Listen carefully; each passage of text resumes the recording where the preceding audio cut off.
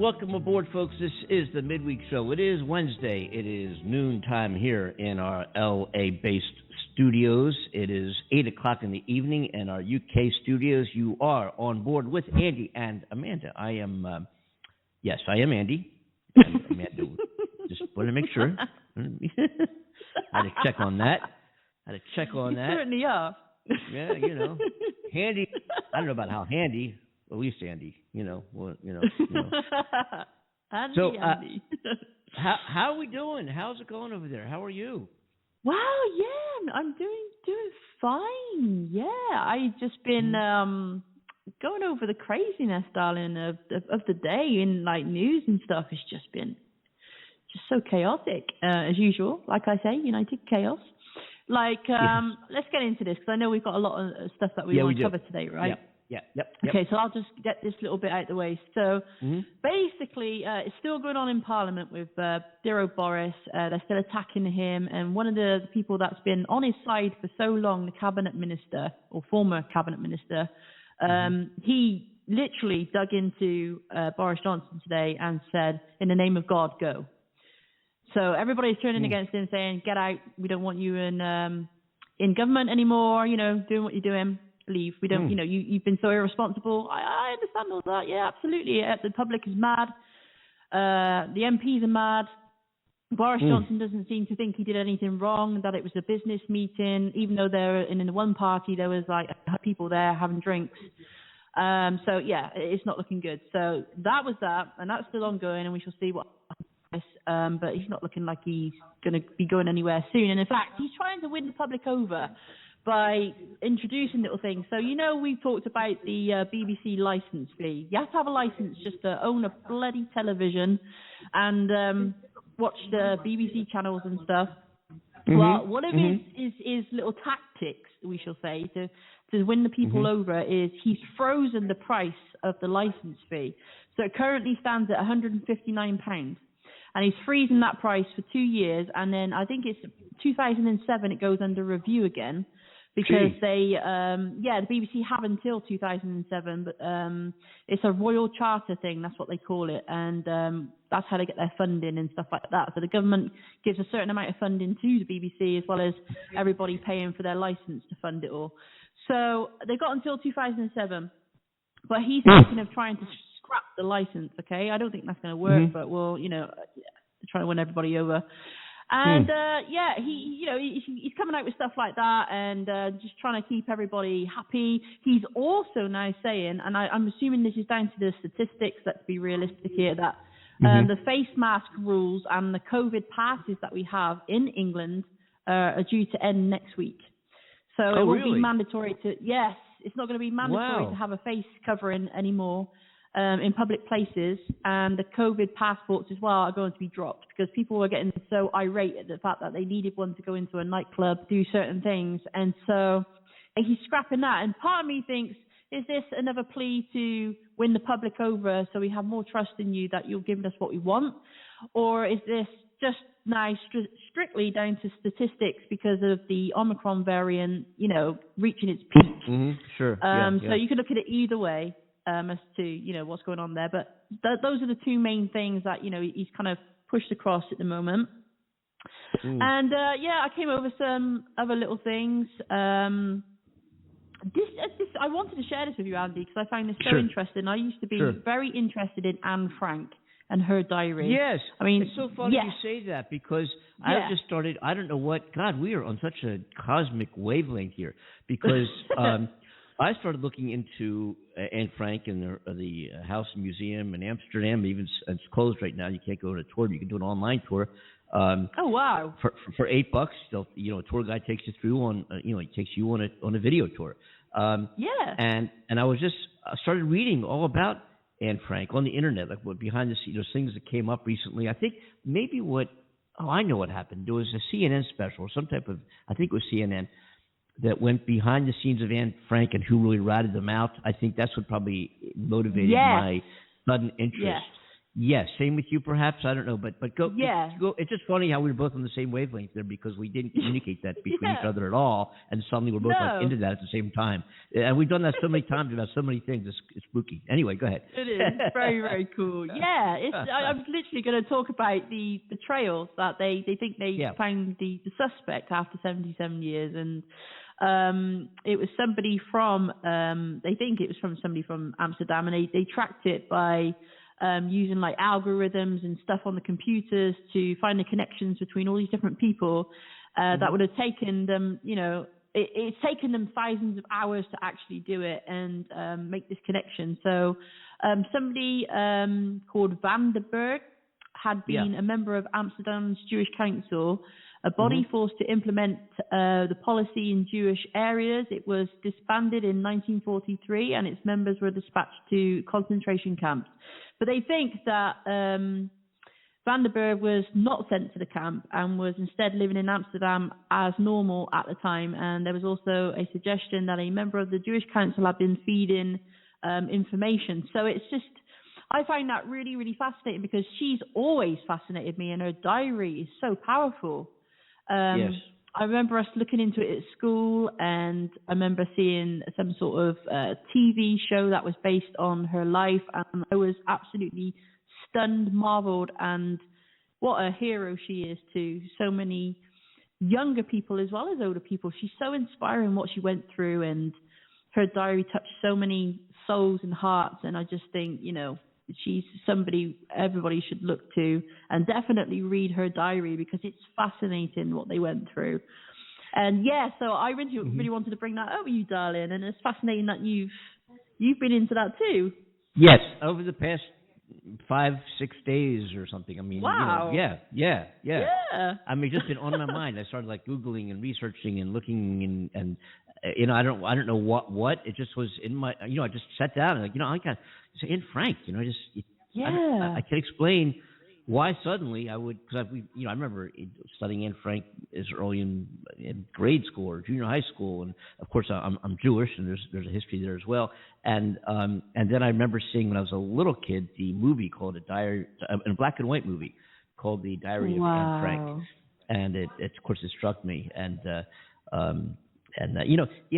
evidently this person who ratted them out, supposedly, allegedly, if there's any merit behind that, was a Jewish man himself who ratted them out to save himself and other people.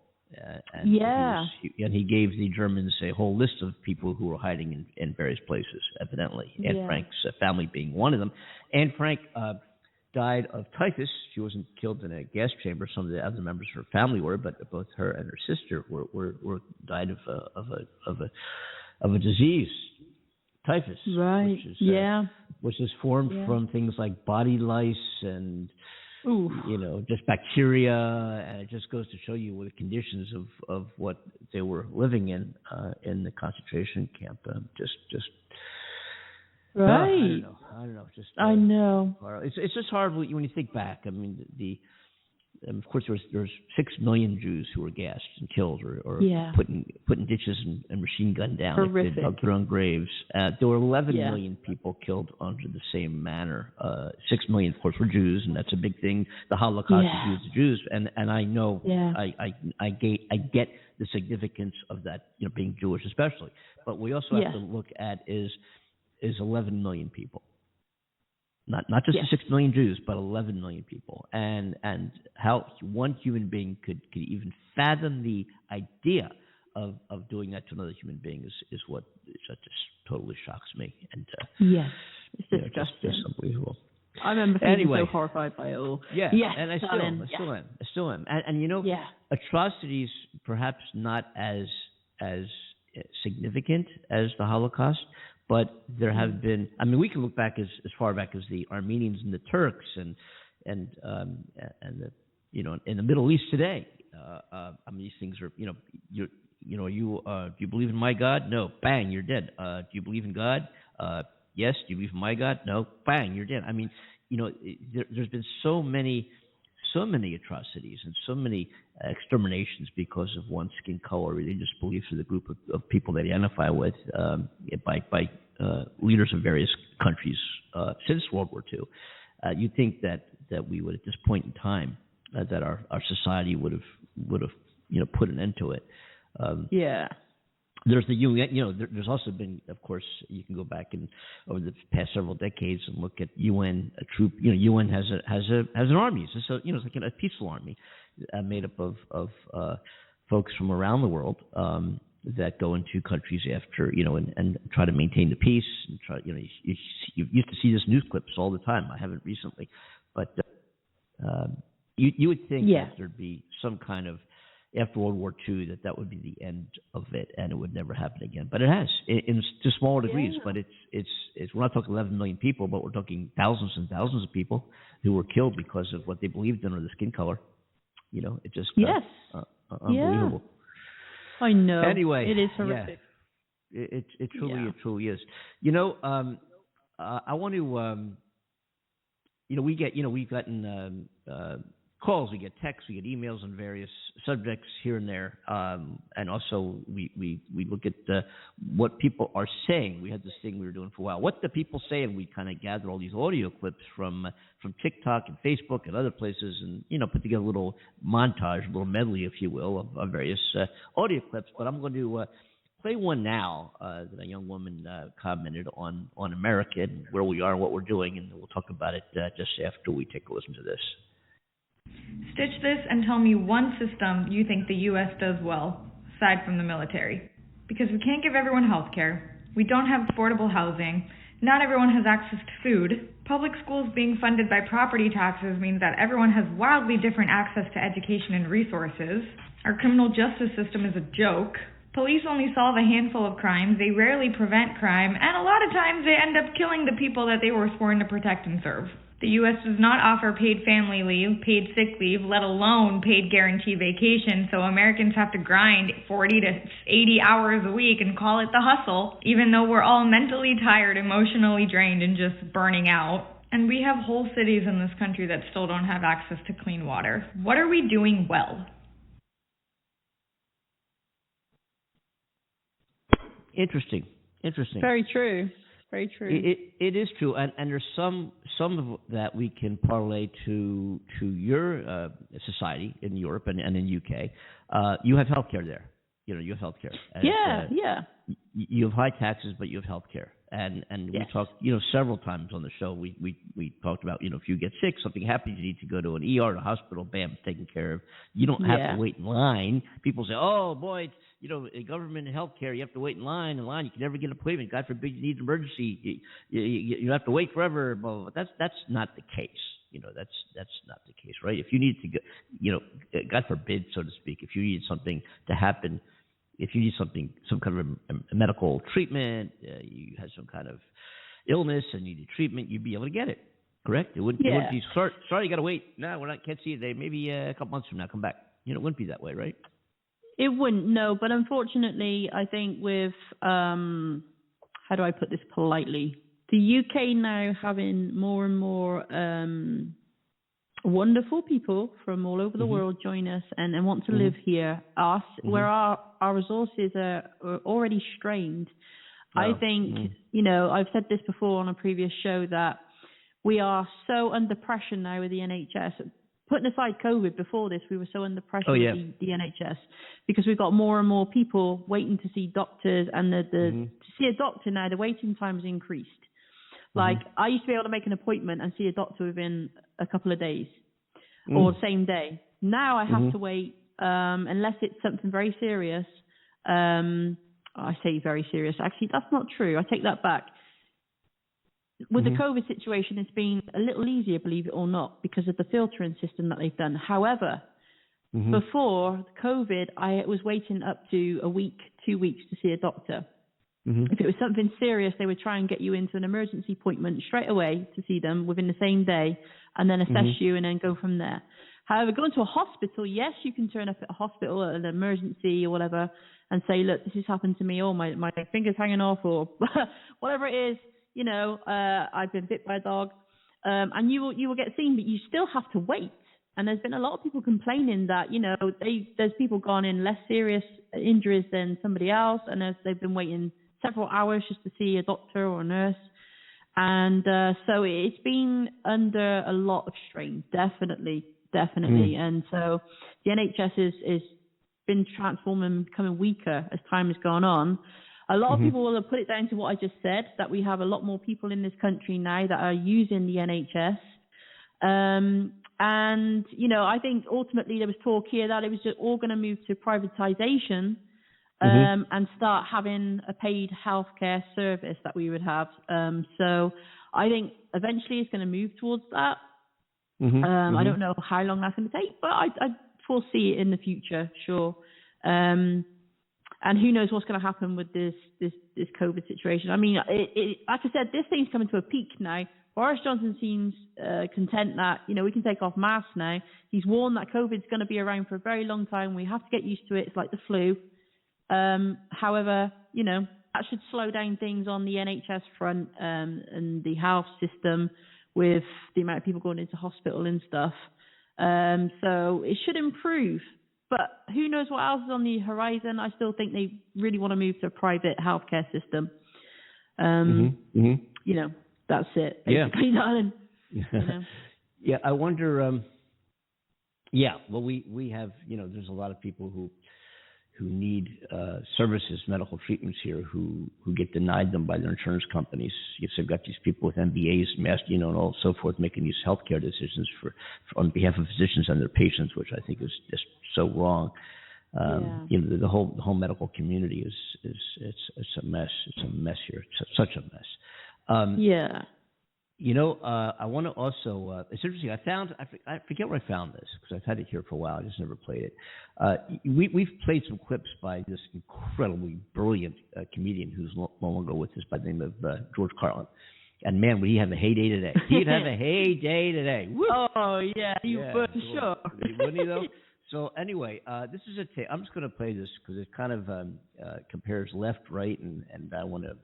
I've tuned into some of these conservative talk shows to see what other people are talking about on the radio. And then I realized how good this show really is. But anyway, and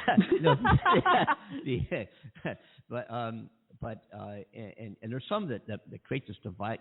They drive this left-right divider. Where I have this, of course, this philosophical angelic principle that we should all work together and we shouldn't call left and right. We should all band together and make things better for all of us together. Not label us left or right, but let's get on the same page and move society ahead, which is idealistic.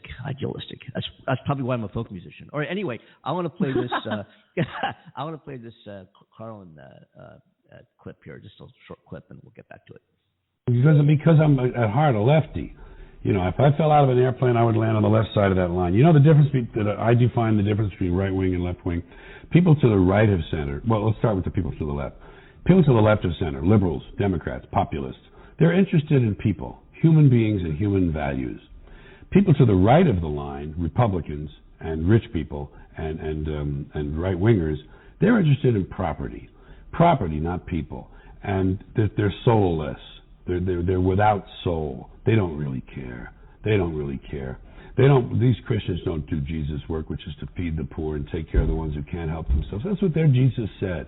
Feed those who have no way. To take ones who have nothing going for them. Help them in my name. Don't even want to know about it. Where's that tax return? You know what I'm saying? You know what he's saying? I do. Sorry, I just realized my mic was muted. I'm talking. I've done that so many times. I've done that so many times. I've done that so many times, and sometimes I'll say something and then I realize, and I like the way it came out. We don't have a script, no rehearsal here or nothing, we just talk off the top of our heads. We don't even know what we're going to talk about half the time, and or more than half the time actually. But and then I'll say something, and then it came out perfect the way I wanted to. It was good, and then I realized it didn't come out the microphone. I can't do it again, even if I attempt to. the grades just came in for Joe Biden, who's been in office now for a year, right? The 20th of January was when he was sworn in. And his grades, of course, amongst the GOP or the Republican Party are dismal, 39%. And the grades overall are between 39 and 45% in his first year. And, you got it. The guy was, he had Delta come in and, he had this big speech in June where he took his mask off. And here in California, we were starting June 15th. I remember going to a Dodgers baseball game, and I didn't know this when I bought the tickets, of course, but it was the first day that you can go into Dodger Stadium with tens of thousands of people and not wear a mask. And little did I know, because I probably would not have bought tickets for that particular game if I had known, because it was packed. But anyway, but then you could go into a store, to a food store, and not wear a mask if you're vaccinated. And people were thinking, yeah, you got to see under control, people getting vaccinated. Along came Delta, the rest is history, blah, blah, blah. But anyway, Biden's grades are in for a year. But, I remember, thinking back, Ronald Reagan getting slaughtered in his first midterm, election year, his first year, right? Bill Clinton. Yeah. We thought Bill Clinton was done. Poor Bill Clinton.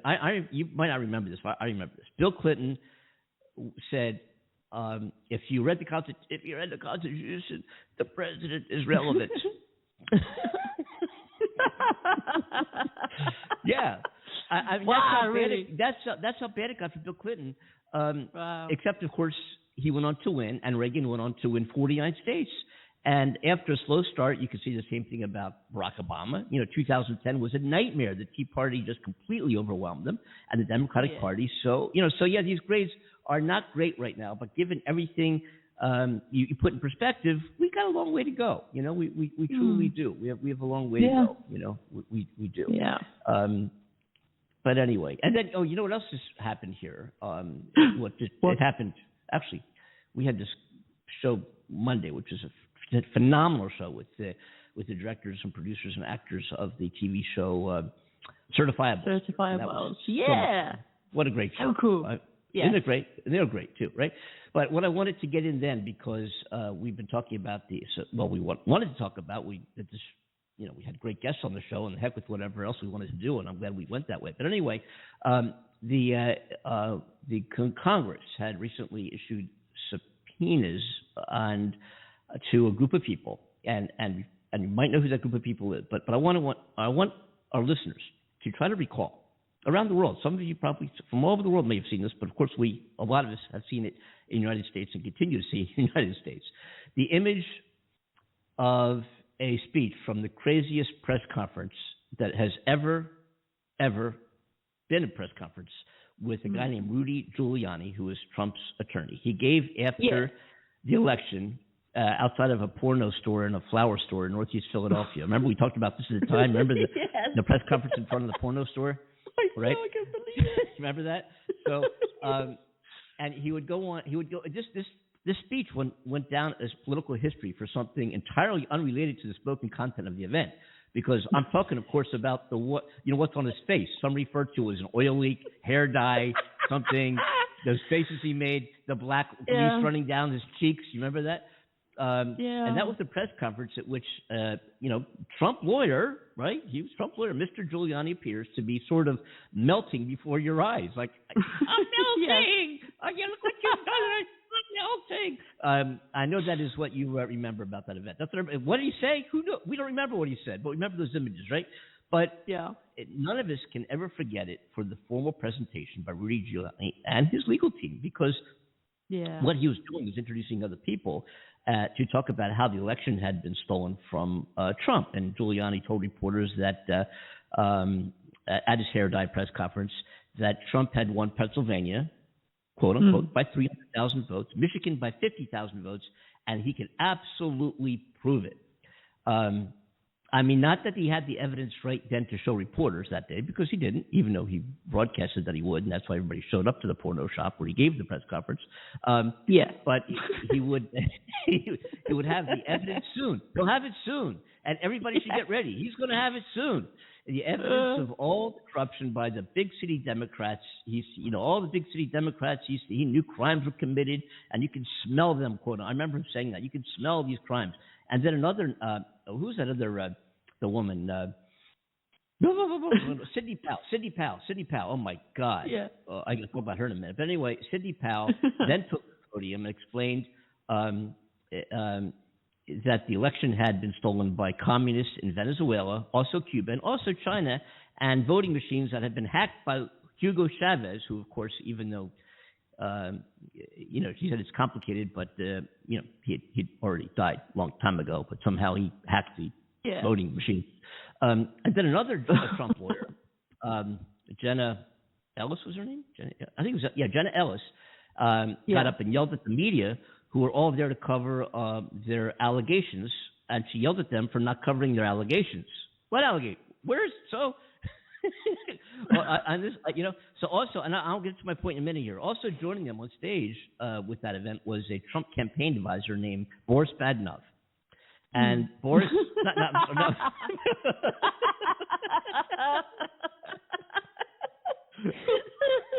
I so prefer that name. I really do. Boris, Mr. Badenoff, quote unquote, Boris Badenoff Epstein was his name. Boris, we'll just call him Boris Badenoff. But all these folks from the Cuckoo for Cocoa Puffs press conference, whatever you want to call them, Zany, Zulu, whatever you want to call them, have all been subpoenaed by the January 6th investigation in Congress. All four have been directed to produce documents to be investigated by the first of the month. They've all been ordered to appear before depositions in a week because as ridiculous as their quasi-legal efforts, whatever you want to call them, seemed to be at the time, as ridiculous as they seem to be, even now, in retrospect, the January 6th investigation is subpoenaing them now, not because they're a joke, of which they are, but quite to the contrary, because from the perspective, I know it's hard not to laugh at that whole situation. I know, believe me, I know. I can't. Believe me, I have to catch my breath. Yeah. But from the perspective of the investigation, these clowns, these folks, were allegedly involved in the very worst of what was being plotted to overthrow the government and keep Trump in power, even after he lost the election. I think of that picture of Rudy Giuliani and what these people said and how, come on, Jesus Christ, give me a break. But so many things related to the Trump-era Republican Party, it's pretty serious what these folks are being subpoenaed for and what they're being expected to produce. Giuliani and his crazy, restless folks, his team, were technically Trump's legal team. And they were his legal advisors, to the President of the United States of America. And they did bring a number of lawsuits alleging election fraud and interference as they were, locked out of the court at every single turn. And Sidney Powell, the one with the communist plot, which was headed by the dead Hugo Chavez, she was actually sanctioned by one court and referred for possible disbarment. But you remember we talked about that at the time. It was a while back, right? By the judge because of the election lawsuit. As an attorney, she knew that this was frivolous, false, and a lie. And you can't, as a lawyer, bring something not to be true to the courts. You get goodbye, you're no longer an attorney. You can't do it, right? And it's funny because after she gave that position because she's being sued for $1.3 billion by the manufacturers of the voting machines, she said, well, they didn't really think this was true, did they? I mean, they didn't have to think. They didn't, they thought this was true. That's on them. Right? They really believe what I said? They really believe me? I guess if you're being sued for $1.3 billion, anyway. And Giuliani has had his own trouble with his own legal license around the same matters. But it doesn't appear that the January 6th investigation is subpoenaing this group because of they're interested in actual legal efforts at the time, but rather those guys supported and facilitating the broader plot to try to overturn the election, even onto the courts.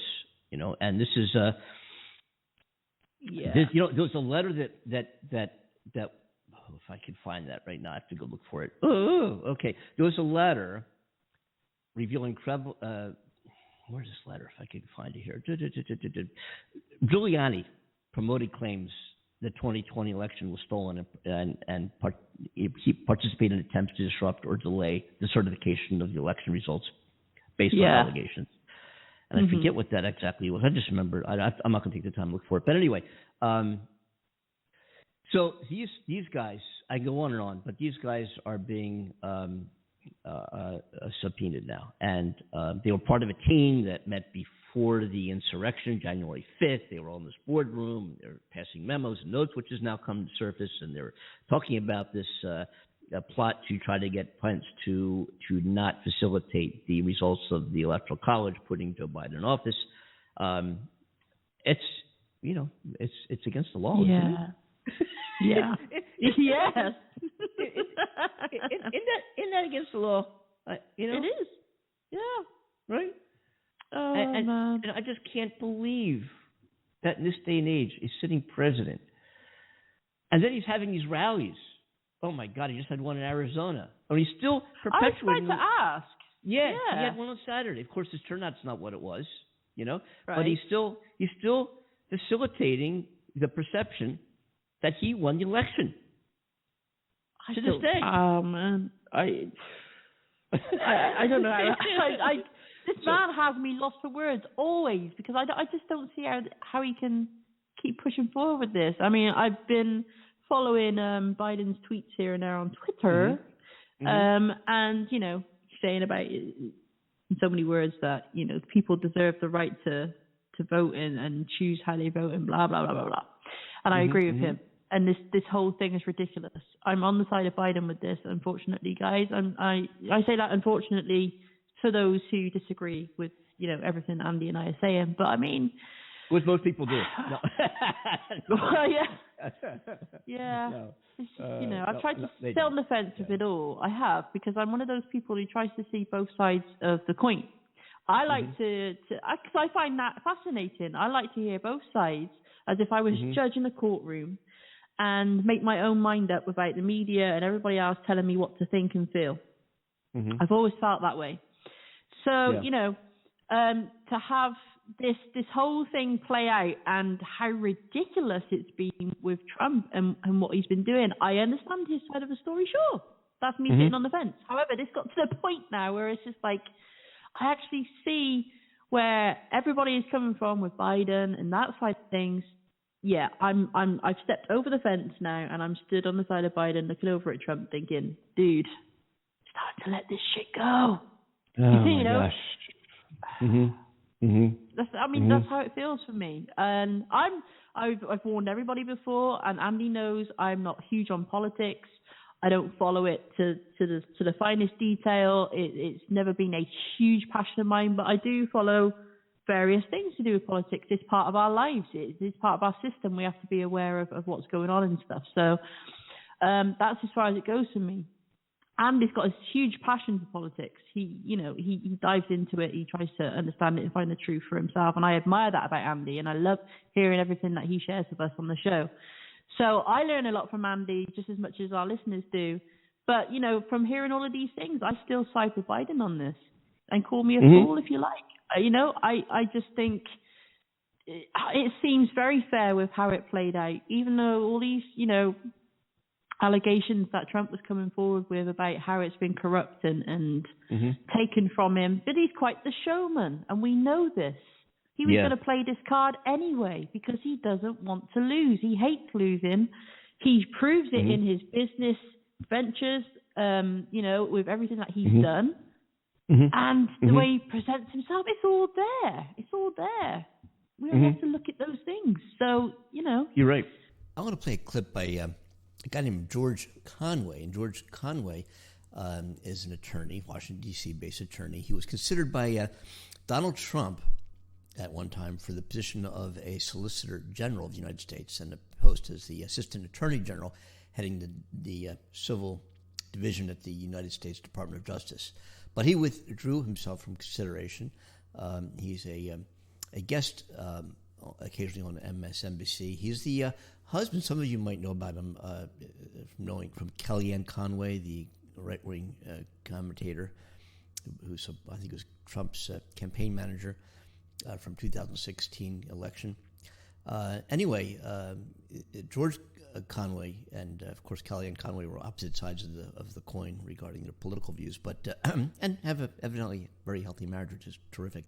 But anyway, so I want to play a clip where George Conway is going to dive into Trump's potential guilt in this whole resurrection. This whole mess. I mean, it is a mess. In fact, oh my gosh, still can't we go into it forever, and we have, and we'll do it some more, I'm sure. But anyway, let's take a listen. This is George Conway. Well, I don't think it's that complicated. He needs to be investigated for any number of the charges of the sort that have been brought against others.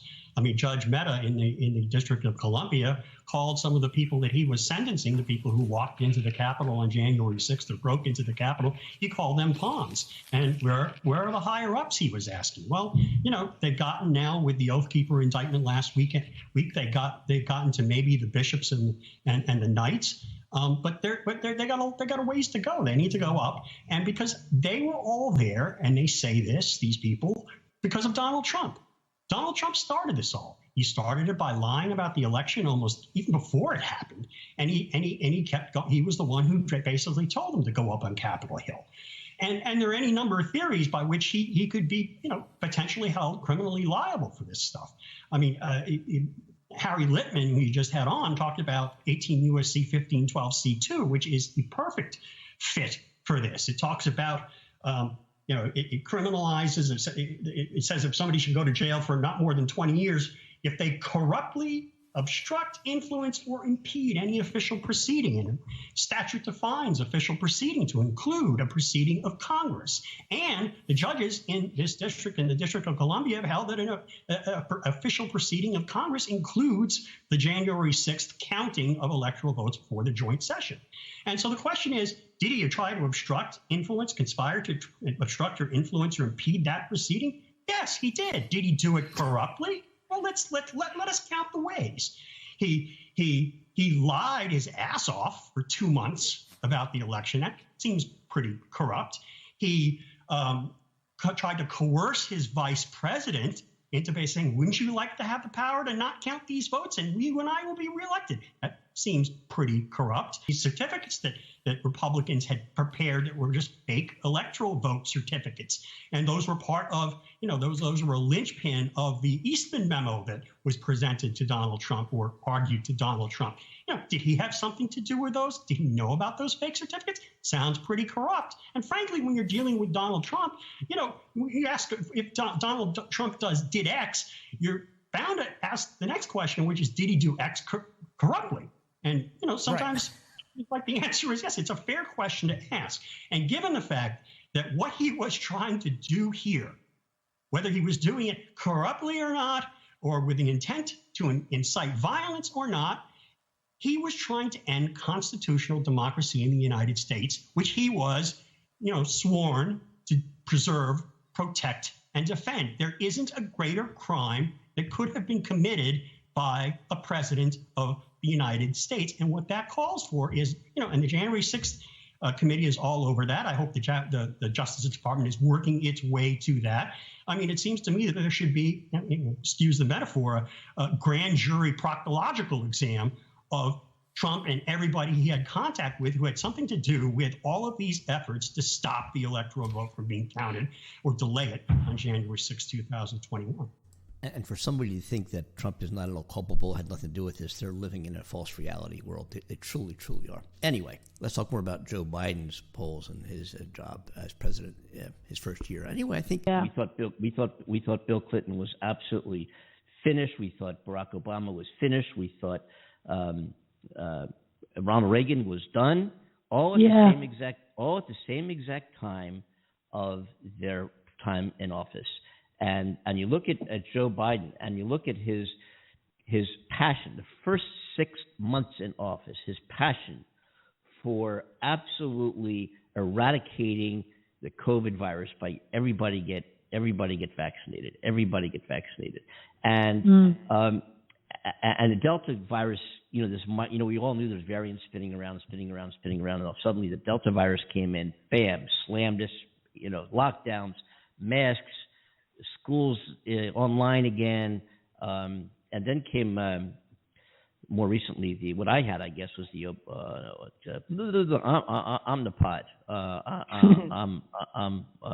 Oh my God, the oh my God variant. What's it called? The Omicron. the Is that the one you were looking for? The Omicron. Yes. The transformer. And I think we have like somewhere between a 68 and 74% vaccination rate in this country. I believe other countries are much higher than we have, but this thing's spreading like wildfire here. And Biden, before he became president, if you recall, that so many of his town halls and his speeches and his talks were all about getting COVID under control. Yeah. All about, the vaccine and distribution of the vaccine. And this right now, we just made home test kits available, free. You go to what's the website? Oh, covidtest.gov. Yeah. Put in your name, address, blah blah blah, even your email if you want UPS tracking, and you will get 4 home COVID tests sent to you for free. Right. In the United States. Yep. Wow. And so he's that has taken it wasn't his doing. Of course, if Trump had acted, we could have a whole different conversation. This whole thing would be a different conversation. If Trump in January of 2020, of course, he knew about this in December, January, and he had that interview with Bob Woodward, which he'd played on the show in February, where he acknowledged what an incredible impact this would have on our society. How this is a big one. It's airborne. How many are going to die? And why didn't he say that at the time in the podium? Let's get this thing under control. Here's what we're going to do. Oh, I didn't want to scare anybody. Well, 800, 700, whatever it is, 1,000 people are now dead. Not to say that nobody would have died, but the death toll would not have been what it is. There's no question about that. If we had been prepared, So Biden walked into this thing, taking the country over as president from the most dangerous, disaster of an administration, the worst we've had in history, by a maniac, by an self-centered, self-righteous, self-proclaimed expert in all things president of the United States, who then tried to keep himself in office, at the end of his term. It's just is this a movie or is this real life? I'm going back to our board here. Oh, we got a chat call. We got a chat hall right on, bro. A what? Right on, bro. Yeah, it's a chat right on, bro, from Dennis in Atlanta. Thank you. Oh, thank you, Dennis. Thank you, Dennis. Thank you, Dennis, for chatting. The way you get in on the chat, folks, and I don't talk about this because, anyway, you can go to Blog Talk Radio /Andy and Amanda Show, and in addition to joining the show, you will get the ability to if you don't have a phone or if you're even international, you can chat with us during the show live. We get your chat messages right here and can respond. So I thank Atlanta, thank Dennis for right on, bro. I guess we struck a good chord. Thank you. And we also, and that's the only chat I have right now, but we have a call, and I think it might be our man, our friend, our compadre. Is this a Chet? Chet, are you with us here? Aloha. Aloha. How you doing? Okay, I've been chomping at the bit here for a while. Well, welcome aboard. Welcome aboard. Ah.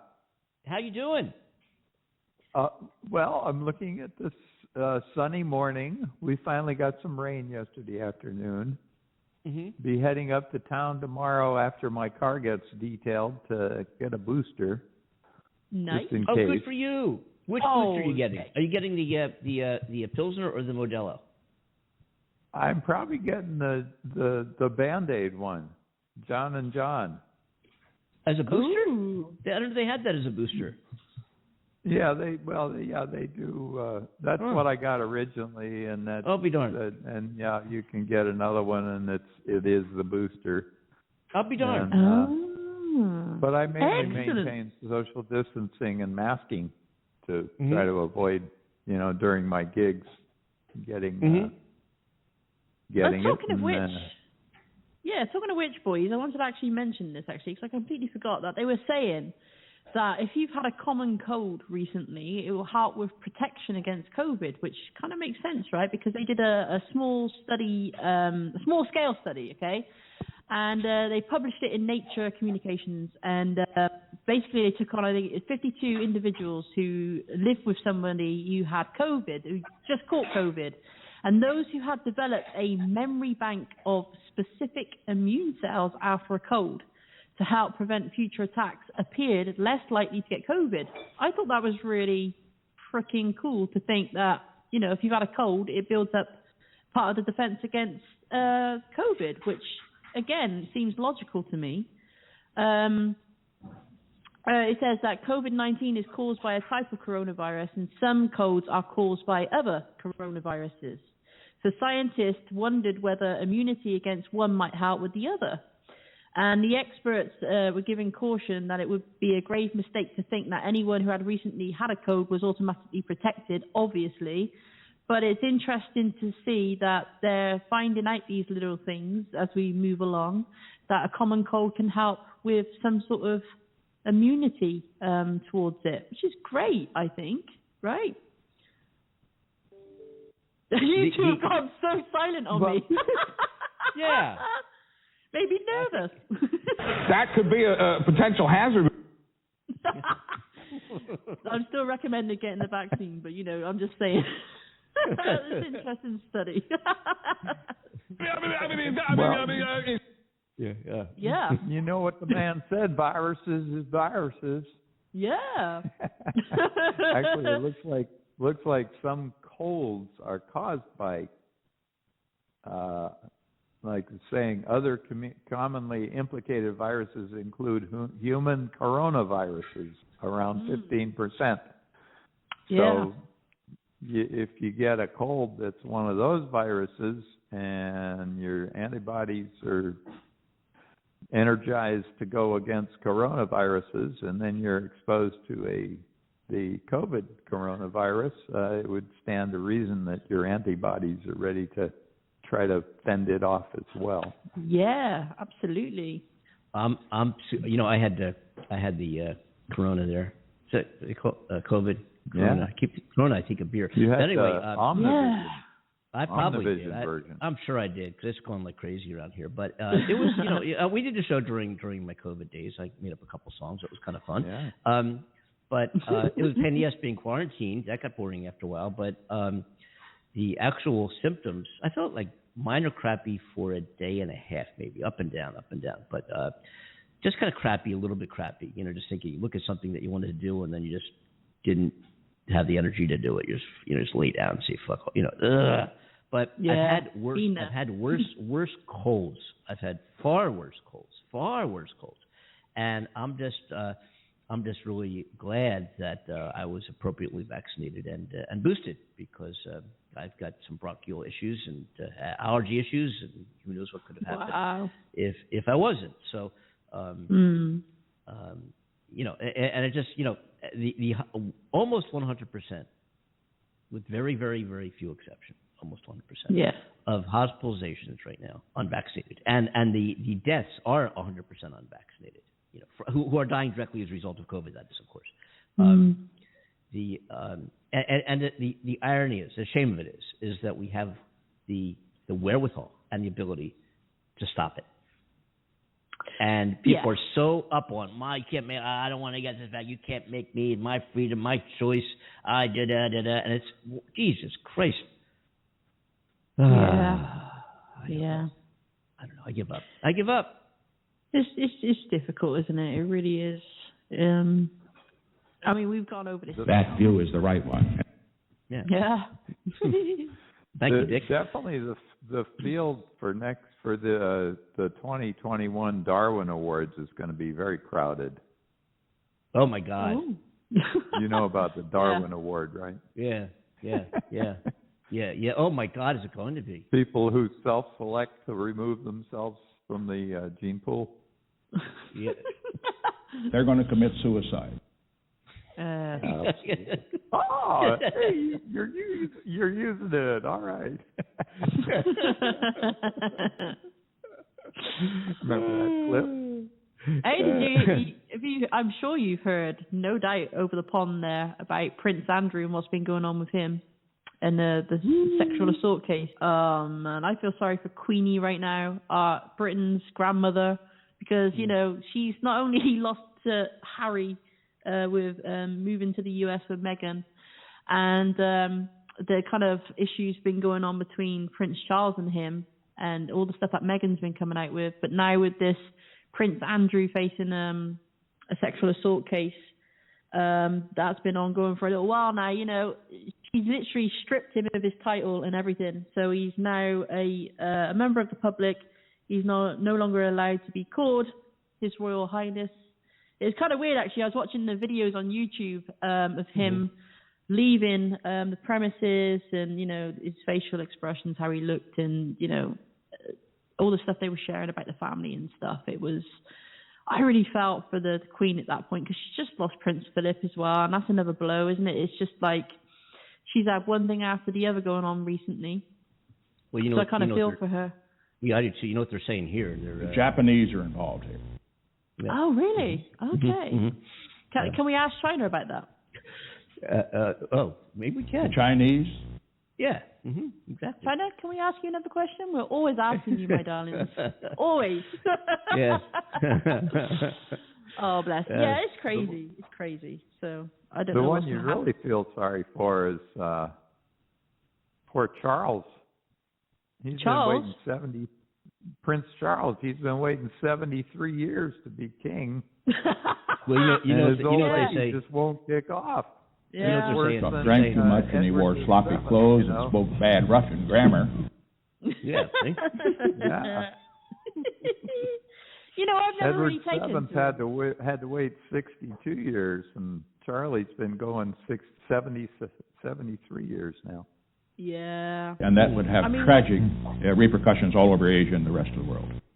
I never used to be keen on the royal family. I got to be honest, never used to be keen on them, and I couldn't take to them at all. And then when Diana and Charles had Harry and his brother, I forget his name. Other Harry guy. and the other one. Yeah, the other one. Oh my God, I can't believe I forgot his name. Anyway, yeah. Larry, Curly, and Moe. Yeah.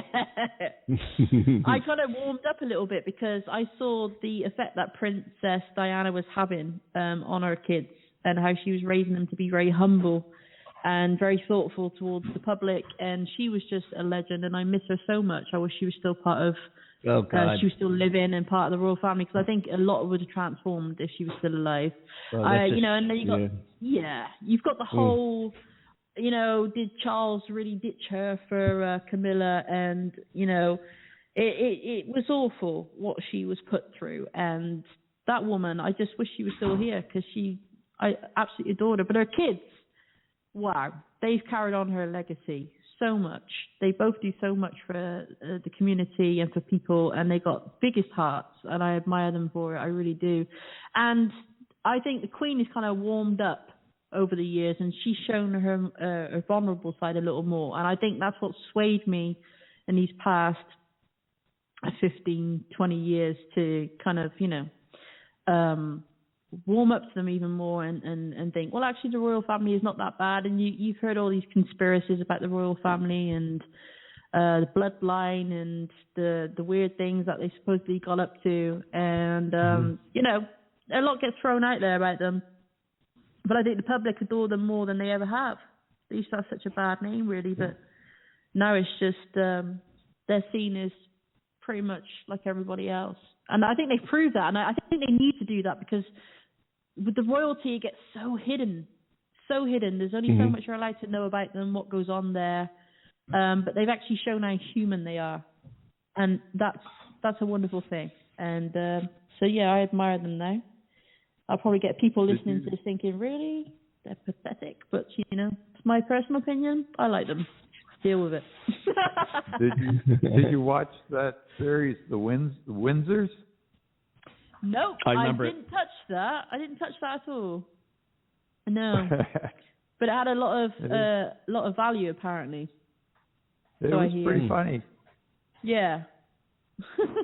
You know, I've been watching with 50% like, 50% unlike, a Netflix hit supposedly called 81 and Archive